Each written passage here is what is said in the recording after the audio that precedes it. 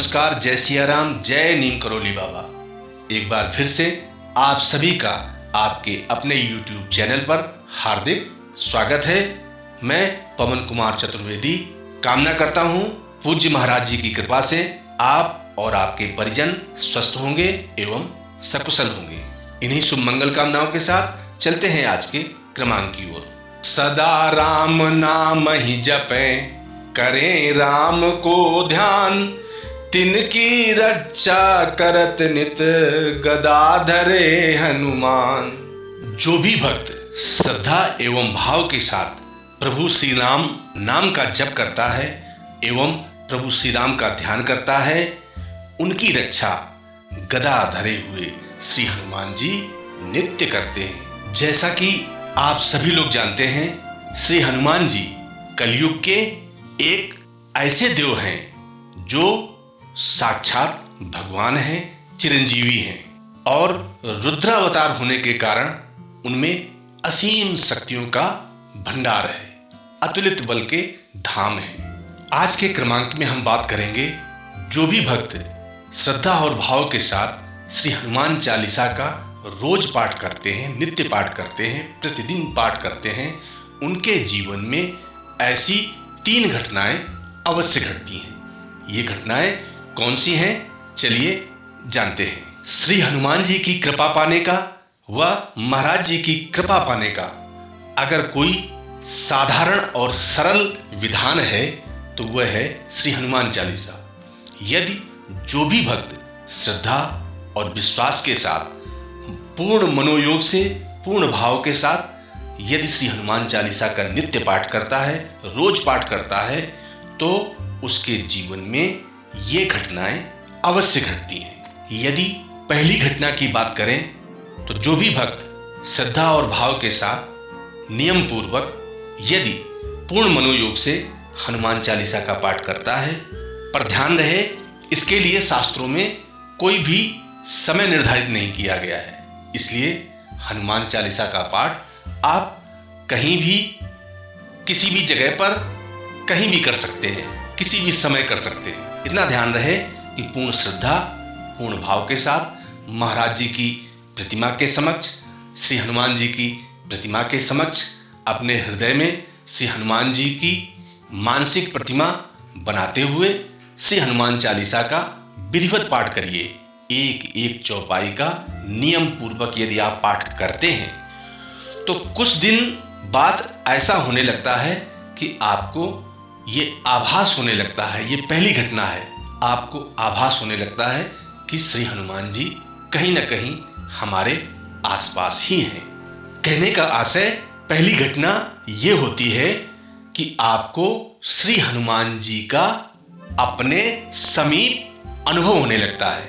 आपको ऐसा प्रतीत होने लगता है कि श्री हनुमान जी हमारे बहुत ही सन्निकट हैं। भले हम उन्हें देख नहीं पा रहे हैं, लेकिन श्री हनुमान जी हमारे आसपास ही हैं। और ऐसी दशा में आपका मनोबल बहुत ही बढ़ जाता है, आप में सकारात्मक ऊर्जा उत्पन्न होने लगती है। अब बात करते हैं दूसरी घटना की। दूसरी घटना की यदि हम बात करें तो जो भी भक्त श्री हनुमान चालीसा का पाठ करता है, नित्य करता है, तो उसके जीवन में घटने वाली दूसरी घटना यह है कि वह निडर हो जाता है। जैसा कि कहा भी गया है, वन उपवन मग गिरी गृह माही, तुम्हारे बल हम डरपत नाही।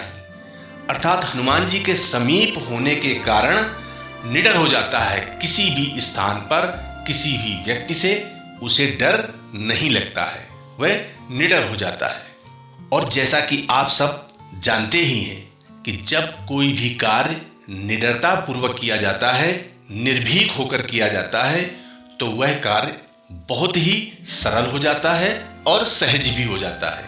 अर्थात हमारी दैनिक दिनचर्या में जो भी कार्य आते हैं वह श्री हनुमान जी की कृपा के कारण, इस दूसरी घटना के कारण, जिस घटना के कारण हम निडर हो जाते हैं, अपने कार्य को पूर्ण मनोयोग से करते हैं, क्योंकि हम जानते हैं कि हनुमान जी हमारे साथ हैं, इसलिए हम उस कार्य को निडर होकर करते हैं, जिससे हमारे सारे कार्य पूरी तरह सही दिशा में जाते हैं। अब बात करते हैं तीसरी घटना की।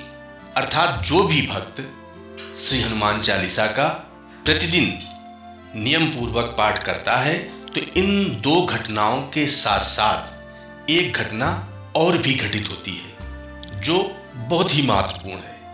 क्योंकि जैसा कि हम जानते हैं, जब हमें हनुमान जी का अपने समीप होने का आभास होने लगता है और दूसरी घटना के अनुसार जब हम निडर हो जाते हैं तो साथ साथ हमें एक दिव्य ऊर्जा मिल जाती है। जब हमें कुछ दिन हो जाते हैं, कुछ महीने हो जाते हैं और हम जब नियम पूर्वक श्री हनुमान चालीसा का पाठ करते हैं तो हमें एक दिव्य ऊर्जा मिल जाती है। या यूं कहें, जैसा कि कहा गया है कि श्री हनुमान जी कैसे हैं, अष्ट सिद्धि नौ निधि के दाता, असवर दीन जानकी माता। जानकी माता के आशीर्वाद से श्री हनुमान जी अष्ट सिद्धियां और नौ निधियों के देने वाले हैं। तो जिस समय हम हनुमान चालीसा का नियम पूर्वक पाठ करते चले जाते हैं तो जो तीसरी घटना हमारे जीवन में घटती है वो बहुत ही महत्वपूर्ण है। उस घटना के कारण हमारे जीवन में एक दिव्य ऊर्जा का आभास होने लगता है, अर्थात हमारी वाणी भी दिव्य हो जाती है। अर्थात जब हम कुछ किसी के विषय में कहते हैं तो वो घटना सत्य हो जाती है और ऐसे साधक स्वयं दूसरों की सहायता करने के लिए तत्पर हो जाते हैं। कहने का आशय, उनका आत्मबल इतना मजबूत हो जाता है कि वे दूसरे की सहायता करने के काबिल हो जाते हैं, अर्थात वो दूसरों की सहायता करने के योग्य हो जाते हैं। सब प्रकार से, धन से भी योग्य हो जाते हैं व अपने बल से भी योग्य हो जाते हैं। और इसीलिए जब महाराज जी के पास भक्त जाते थे तो महाराज जी श्री हनुमान जी की ओर इंगित कर देते थे, कह देते थे हम कोई चमत्कार नहीं जानते हैं। महाराज जी साफ साफ कह देते थे हम कोई चमत्कार नहीं जानते हैं, जो कुछ जानते हैं श्री हनुमान जी जानते हैं। और महाराज जी अपने पैर भी नहीं छूने देते थे, कहते थे जाओ श्री हनुमान जी के ही पैर छुओ जाके, वो आपका कल्याण करेंगे। और इसी वजह से महाराज जी भी श्री हनुमान चालीसा पर ही जोर देते थे और कहते थे आप अपने जीवन में यदि सुख चाहते हैं, शांति चाहते हैं तो नियम पूर्वक श्री हनुमान चालीसा का पाठ करें, आपके जीवन में स्वयं चमत्कार होने प्रारंभ हो जाएंगे।